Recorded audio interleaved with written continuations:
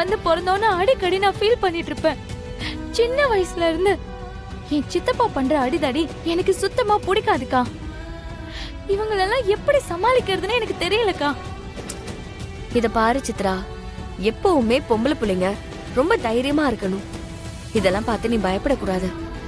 என்ன எதிர்ப்பு வந்தாலும் நம்ம அது எல்லாத்தையுமே சமாளிச்சு முன்னேறணும்.